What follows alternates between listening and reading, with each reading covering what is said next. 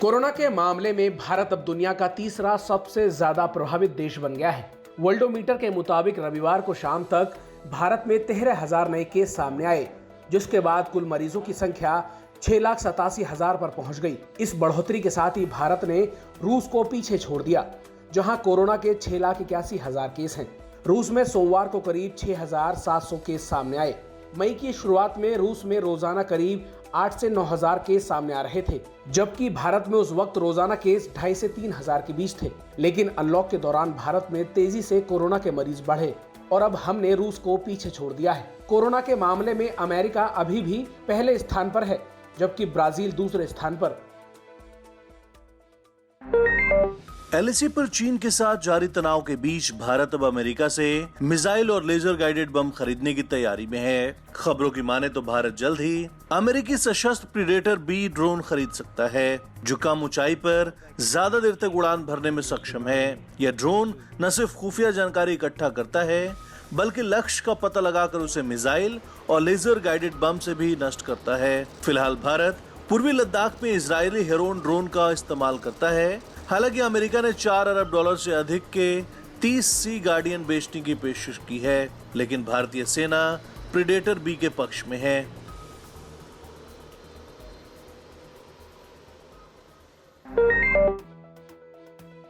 Corona vaccine को लेकर ICMR और ministry of science and technology के बीच आपसी सामंजस्य नहीं दिख रहा है। आईसीएमआर के एक पत्र में दावा किया गया था कि 15 अगस्त को कोरोना वायरस की वैक्सीन आ जाएगी। इस पर कई वैज्ञानिकों और विपक्ष ने सवाल उठाए थे। अब मामले में भारत सरकार की तरफ से सफाई आई है। साइंस और टेक्नोलॉजी मंत्रालय का कहना है कि दुनिया भर में 140 वैक्सीन में से 11 ह्यूमन ट्रायल के लिए तैयार हैं और इसमें से 2 भारत से हैं, लेकिन अगले साल तक बड़े पैमाने पर इस्तेमाल की गुंजाइश कम ही नजर आती है। मंत्रालय के मुताबिक 2021 से पहले कोई भी कोविड-19 की वैक्सीन नहीं आने वाली है। तब तक मास्क और सोशल डिस्टेंसिंग के जरिए कोरोना वायरस से बचा जा सकता है। दरअसल कुछ वैज्ञानिकों ने कहा था कि इस प्रक्रिया में कई क्लिनिकल ट्रायल करने पड़ते हैं और इसलिए 1 साल से पहले वैक्सीन को लाना संभव नहीं है। दुनिया भर में कोरोना कहर के बीच से छुटकारा पाने के लिए नए रिसर्च हो रहे हैं और आए दिन इस वायरस के संबंध में नए दावे किए जा रहे हैं। अब दुनिया के सैकड़ों वैज्ञानिकों ने दावा किया है कि ये एयरबोर्न यानी हवा में फैलने वाला वायरस है। मतलब अगर आप भीड़ भाड़ से दूर भी बिना मास्क के घूम रहे हैं तो भी संक्रमण की चपेट में आ सकते हैं। 32 देशों के 239 वैज्ञानिकों के द्वारा किए गए रिसर्च में ये दावा किया गया है, जिसके आधार पर न्यूयॉर्क टाइम्स में ये रिपोर्ट छपी है।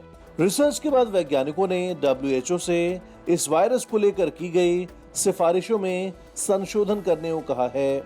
इससे पहले WHO ने कहा था कि इस वायरस का संक्रमण हवा से नहीं फैलता है। रविवार को महाराष्ट्र में कोरोना वायरस के 6,555 नए मामले सामने आए और 151 लोगों की मौत हो गई।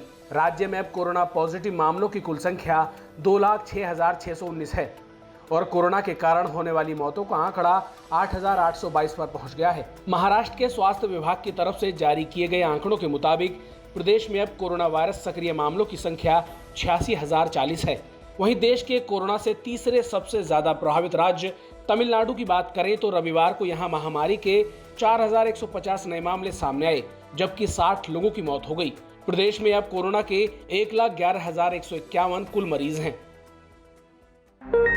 कानपुर के चौबेपुर में कुख्यात अपराधी विकास दुबे और उसके साथियों द्वारा 8 पुलिस कर्मियों की हत्या के बाद पूरे उत्तर प्रदेश की पुलिस उसकी तलाश में है। इसी बीच सीतापुर पुलिस और क्राइम ब्रांच की टीम ने बसपा नेता अनुपम दुबे समेत 13 लोगों को हिरासत में लेकर कई घंटों तक पूछताछ की है। उनके पास से कई लाइसेंसी हथियार भी बरामद हुए हैं।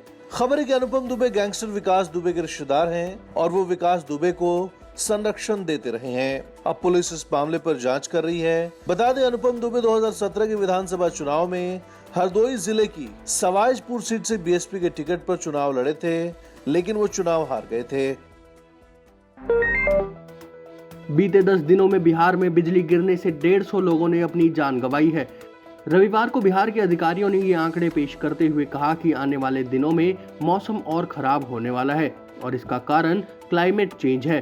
बिहार डिजास्टर मैनेजमेंट मंत्री लक्ष्मेश्वर राय ने कहा कि बरसात के मौसम में आकाशीय बिजली गिरना आम बात है, लेकिन अधिकारियों की माने तो वो कहते हैं कि इस साल सिर्फ 10 दिनों में इतने लोग मरे हैं जितना साल भर में लोग मरते हैं। 2019 में पूरे बरसात के दौरान 170 लोगों की जान गई थी। अमेरिकी राष्ट्रपति डोनाल्ड ट्रंप ने कोरोना को लेकर एक बार फिर चीन पर सवाल उठाए हैं। राष्ट्रपति ने कहा कि चीन के चुप्पी साधने, धोखाधड़ी करने और पर्दा डालने की वजह से दुनिया भर में कोरोना वायरस का प्रसार हुआ है, जिसके लिए उसको पूरी तरह से जिम्मेदार ठहराया जाना चाहिए। अमेरिकी स्वतंत्रता दिवस पर राष्ट्र के नाम अपने संबोधन में ट्रंप ने कोरोना के बढ़ते मामलों के इत्र महामारी के खिलाफ देश की प्रगति का बखान किया और कहा कि हमने वेंटिलेटरों के निर्माण का रिकॉर्ड बनाया है। वो बोले कि हमारे यहाँ दूसरे देशों के मुकाबले जांच की सबसे अच्छी सुविधा है और हम बड़ी तादाद में अपने देश में गाउन, मास्क और सर्जिकल उपकरण बना रहे हैं। कोरोना के बढ़ते प्रकोप के बीच भगवान शिव का पवित्र महीना सावन शुरू हो गया है। हर साल इस माह में लाखों श्रद्धालु भगवान शिव का अभिषेक करते थे, लेकिन इस साल कोरोना संक्रमण के कारण मंदिरों में आने वाले भक्तों के लिए दर्शन आसान नहीं है। सावन के पहले सोमवार को पुरानी दिल्ली के चांदनी चौक स्थित गौरी शंकर मंदिर में हर साल की तरह इस साल भी भक्त दर्शन करने पहुंचे। इस साल मंदिर में जलाभिषेक पर रोक है। मंदिर के अंदर और बाहर ग्रिल लगाई गई है, जिससे भक्त केवल मंदिर आएंगे और भगवान शिव और देवी पार्वती के दूर से ही दर्शन कर चले जाएंगे। मंदिर में प्रसाद और फूल चढ़ाने की अनुमति नहीं है। मंदिर में आने वाले हर भक्त की गेट पर ही थर्मल स्क्रीनिंग का इंतजाम किया गया। एक्टर अक्षय कुमार की लॉकडाउन के दौरान हेलीकॉप्टर से महाराष्ट्र के नासिक की यात्रा को लेकर विवाद खड़ा हो गया है। उन्हें लॉकडाउन के दौरान नासिक में देखा गया। महाराष्ट्र सरकार के मंत्री छगन भुजबल ने शनिवार को जांच के आदेश दिए कि आखिर किसकी इजाजत पर अक्षय कुमार को वीआईपी सुविधा प्रदान की गई और वो कैसे नासिक के एक होटल में रुके। अभी अक्षय कुमार की तरफ से कोई आधिकारिक बयान नहीं आया है।